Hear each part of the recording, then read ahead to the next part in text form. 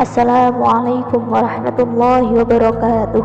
Di sini saya Alfi Rizkyani Fitri dari Prodi Ilmu Al-Quran dan Tafsir semester 5 Institut Agama Islam Faqih Asy'ari Kediri akan menyampaikan sedikit pemaparan mengenai penafsiran Quran Surat An-Nisa ayat 43 guna memenuhi tugas akhir mata kuliah Tafsir Ahkam. Langsung saja, dalam Quran Surat An-Nisa ayat 43 dijelaskan 3 hal yang perlu disampaikan kepada teman-teman semua, yaitu yang pertama tentang larangan sholat ketika mabuk, yang kedua larangan sholat bagi orang junub, dan yang ketiga sebab-sebab diperbolehkannya tayamum. Menuju pembahasan yang pertama, yaitu larangan sholat ketika mabuk.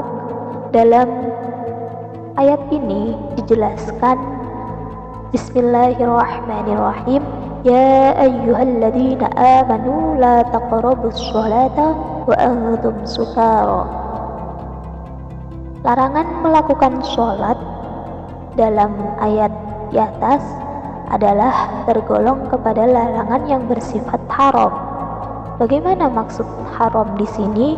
Maksudnya adalah ketika seorang mabuk, kemudian ia melaksanakan sholat, misal, maka sholat orang tersebut yang dalam keadaan mabuk tidak sah dan hukumnya adalah haram. Seperti itu. Dijelaskan pula ilat dalam ayat ini adalah haram yang ketika seseorang itu mabuk dalam keadaannya tidak sadar dan tidak dapat dikondisikan. Seperti itu. Maka ketika mereka sholat, maka hukumnya haram. Namun terdapat pengecualian ketika mereka atau orang yang mabuk di sini setelah minum minuman keras didapati mabuk, kemudian mabuknya mereka itu masih bisa dikondisikan atau mereka masih bisa mengkontrol dirinya, maka ketika mereka sholat, melaksanakan sholat di sini hukumnya tetap sah dan boleh-boleh saja. Seperti itu dalam Quran Surat An-Nisa penafsirannya. Kemudian ada hal kedua dalam ayat ini, dijelaskan tentang larangan sholat bagi orang-orang yang junub. Dikatakan wala junuban illa abiri sabilin hatta tagtasilu. Mengapa di sini larangan sholat bagi orang junub itu seperti apa? Maka terdapat 2 pendapat dalam menafsiri ayat ini. Ayat pertama, maksud saya hal pertama penafsiran ayat ini adalah haram hukumnya sholat, yaitu tentang sholat itu sendiri. Ketika orang sedang junub, maka haram melaksanakan sholat tersebut. Namun pendapat yang kedua menjelaskan tentang orang yang junub, maka di situ dilarang untuk melaksanakan sholat dan larangan untuk tempat sholat dimaknai masjid di sini. Jadi ketika orang sedang junub kemudian mereka sholat, maka itu dilarang.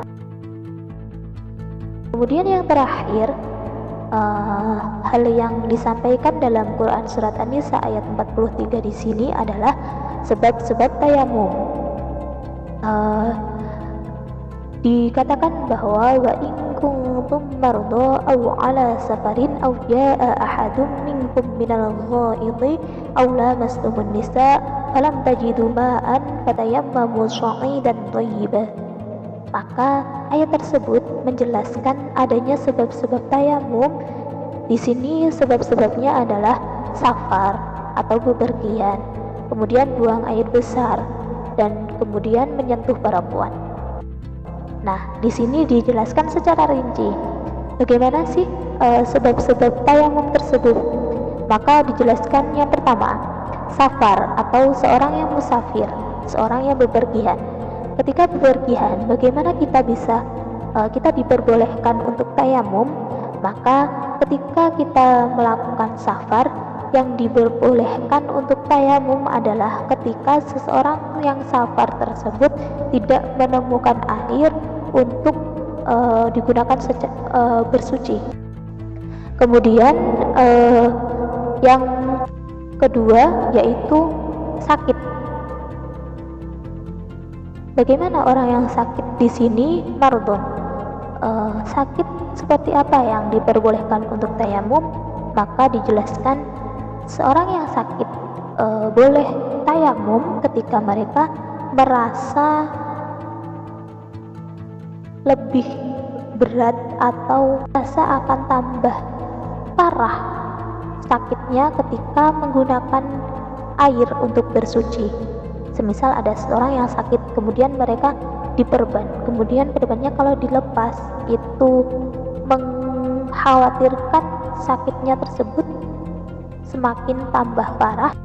Yang ketiga dijelaskan tentang kata ghaid. Kata ghaid di sini dimaknai asal yaitu lubang. Nah, sedangkan dalam ayat ini itu dijelaskan diberi makna yaitu dengan buang air besar.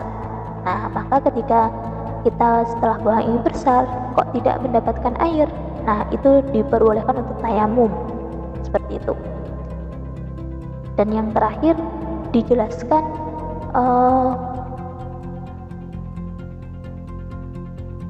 lamastumun nisa.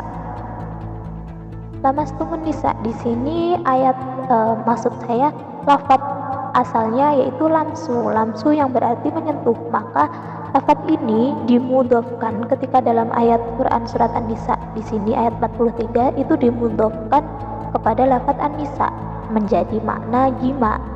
Jadi terdapat perbedaan pendapat dalam hal ini. Maka pendapat siapa saja yang berbeda? Yang pertama tentang Ali Ibnu Abbas Hasan dan Abu Hanifah menafsirkan lamastumun nisa di sini adalah benar jima.